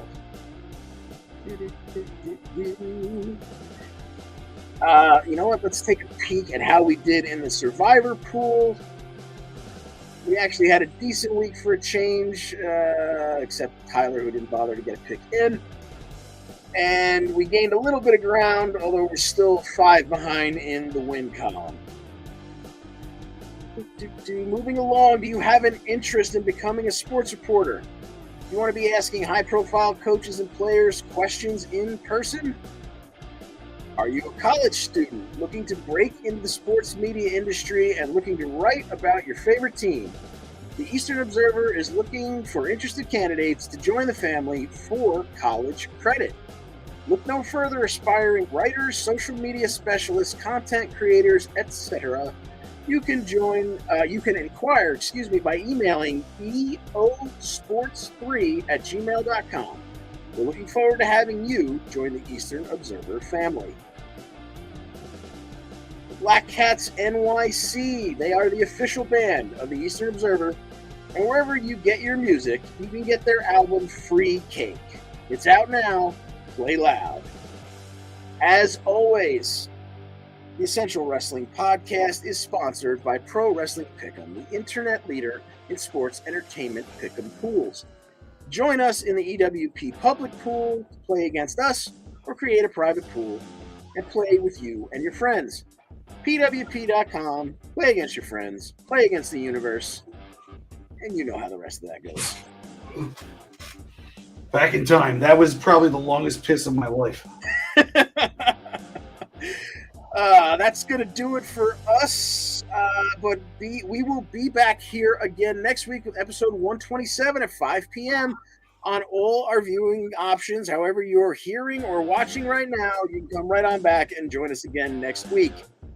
While you're here watching and listening, please make sure you like this episode and subscribe to the Eastern Observer to make sure you get updates on all our shows and news articles. As Al always says, it's all about the algorithm. That's going to do it for us. John Smith, is there anything we missed or any parting words in general you want to give? No, I got a pretty bad cramp going on right now. I twisted myself trying to get back. So, I was running through the house, trying to be as nimble as I was as a teen. I didn't want to be gone for too long, but it was literally the longest pee I've ever taken because I was holding it in since hour 1. I'm sorry I had babbled so long that I almost ruptured your bladder. No, it's fine, man. It's my own fault. I could have just gotten up and left for a minute, but All right. Okay. Alexa Bliss, we love you. Larry Steve, always in our hearts. And we're not doing the whole Zaya Brookside thing anymore, so I guess that brings us to this. Thanks for joining us, and as always, we wish you the best in all your future endeavors. Peace.